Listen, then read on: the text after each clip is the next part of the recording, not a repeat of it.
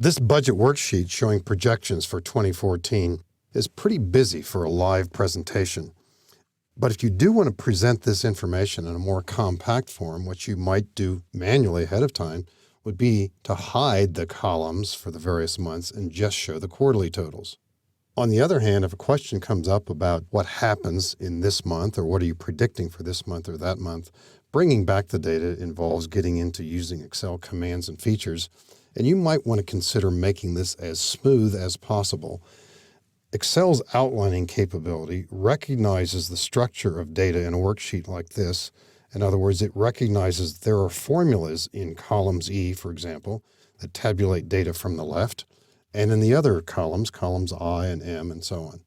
And also, vertically, as we scroll down the screen here, we see a lot of other numbers as well, too much for a live presentation probably.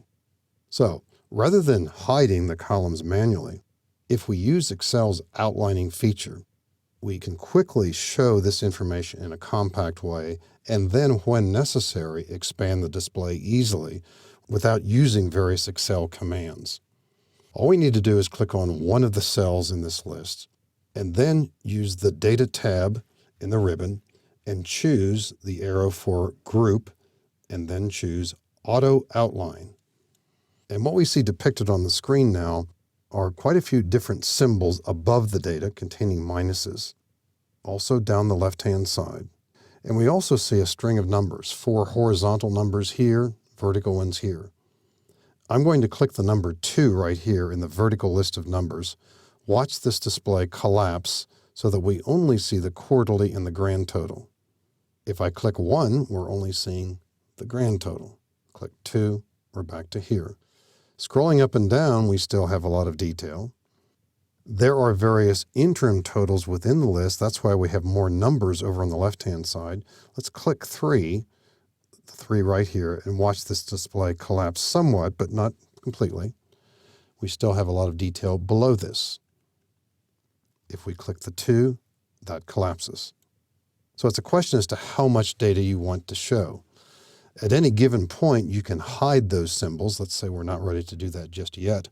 So if you are making a presentation with these numbers, you might begin by showing the display this way and then possibly expanding it. Suppose you are showing, for example, the expenses that we're not seeing. You could expand just that portion of the display by clicking the plus next to total expenses. So we see the detail there.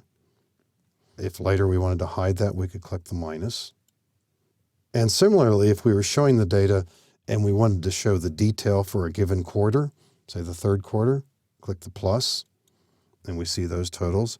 If we want more detail horizontally, we might click the plus over here.